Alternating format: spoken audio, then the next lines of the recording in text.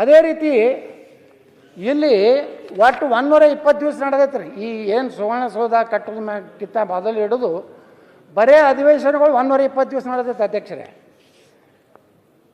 ಅದೇ ರೀತಿ ಇವತ್ತು ಒಟ್ಟು ಇಲ್ಲಿ ತನಕ ಆದ ಮುಖ್ಯಮಂತ್ರಿಗಳೊಳಗೆ 21 ಜನ, ಇವತ್ತು ಏನೋ 14 ಜನ ದಕ್ಷಿಣ ಕರ್ನಾಟಕ, ಉತ್ತರ ಕನ್ನಡದ 7 ಜನ ಯಾರೂ ಪೂರ್ಣ ಅವಧಿ ಮುಗಿಸಲಾರ್ದು. ಅದೇ ರೀತಿ ಈ ಒಂದು ಸಂದರ್ಭದಲ್ಲಿ ನಾನು ಅಧ್ಯಕ್ಷರೇ ಇವತ್ತು ಏನು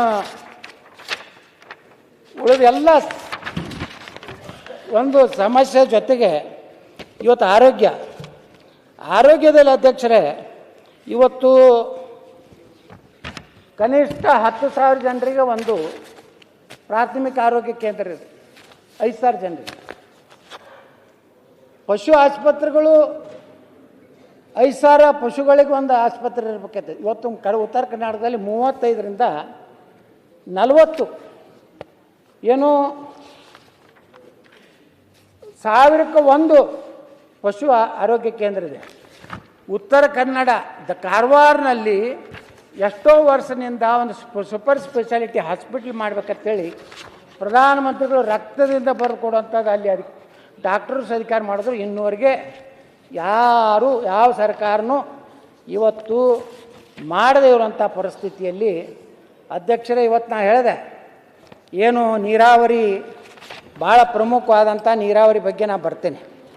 ಇಲ್ಲೇನಾಗಿದೆ ನೀರಾವರಿ ಹೇಳಿದ್ರು ನಿನ್ನೆ ಉಪಮುಖ್ಯಮಂತ್ರಿಗಳು 1,20,000 ಕೋಟಿ ರೂಪಾಯಿ ಬೇಕು.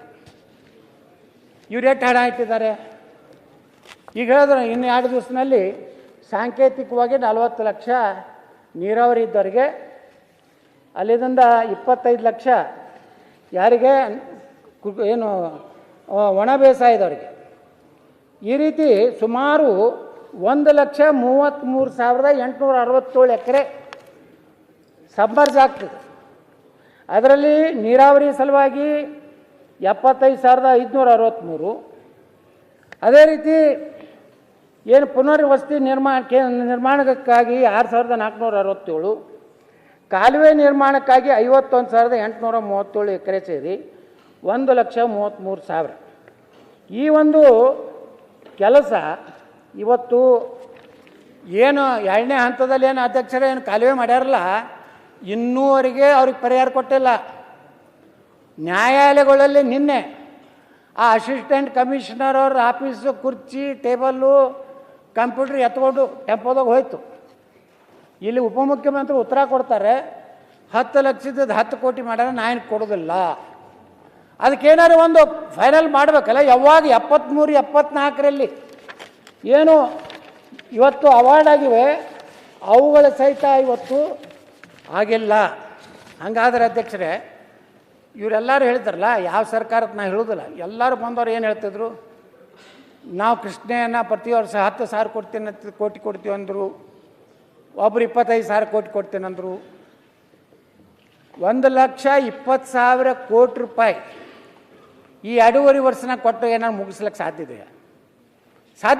ಯಾವ ಸರ್ಕಾರ ಇದ್ರೂ ಇಷ್ಟು ದಿವಸ ಅಧ್ಯಕ್ಷರೇ ಇವತ್ತೇನು ನಾವು ನೋಡ್ತಾ ಇದ್ದೀವಲ್ಲ, ಕೃಷ್ಣಾ ಮೇಲ್ದಂಡೆ ಯೋಜನೆ ಆಗ್ತದೆ ಅನ್ನೋಂಥ ವಿಶ್ವಾಸ ನಮ್ದು ಹೋಗಿಬಿಟ್ಟಿದೆ. ಯಾಕಂದ್ರೆ ನಿಮಗೆ ಇಷ್ಟು ದುಡ್ಡು 70,000 ಕೋಟಿ ಬರೇ ಜಮೀನು ಕೊಡಬೇಕಾಗ್ತದೆ. ಮುಂದೆ ಅಲ್ಲಿ ಇದಕ್ಕೆ ಬೇಕಲ್ಲ, ಚೆನ್ನಾಗಿ ಕಾಲುವೆ ಮಾಡಬೇಕು. ಅದು ಆಲ್ಮಟ್ಟಿ 524.25 ಹೆಚ್ಚಿಸಬೇಕು. ಕಳಸಾ ಬಂಡೂರಿ 8 ದಿವಸದಿಂದ ನಡೆದಿದೆ. ಕೇಂದ್ರ ಮೇಲೆ ಇವ್ರು ಹಾಕ್ತಾರೆ, ಇವ್ರ ಮೇಲೆ ಕೇಂದ್ರ ಹಾಕ್ತಾರೆ. ಅಲ್ಲಿ ಪರಿಸರದವರು ಹಾಗೆ ಇದ್ದಾರೆ.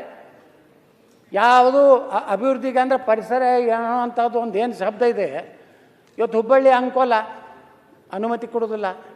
ಇವತ್ತು ಏನು ಕೇಳಿದ್ರು ಪರಿಸರ ಇಲಾಖೆದವರು ಕಳಸಾ ಬಂಡೂರಿ ಹಿಡ್ಕೊಂಡು ಕೂತಿದ್ದಾರೆ.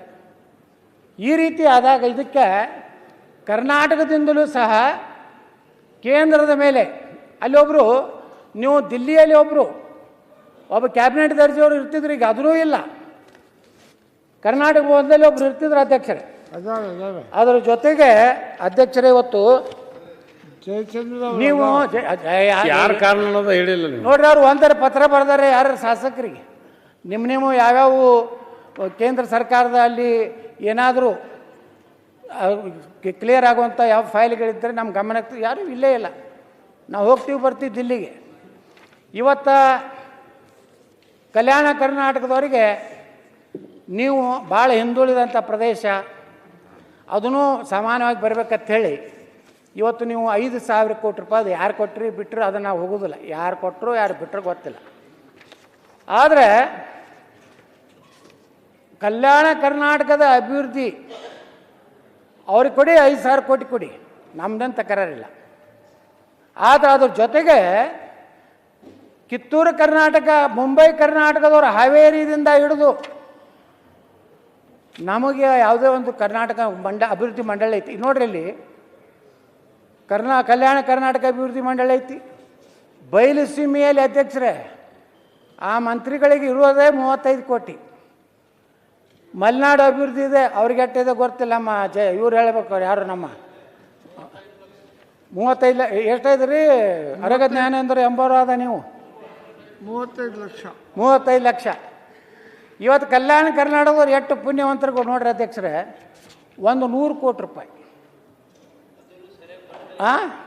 ಅದು ಬರೋದು ಬಿಡೋದು ಮುಂದಿಂದು ಅದು ನೋಡಿ.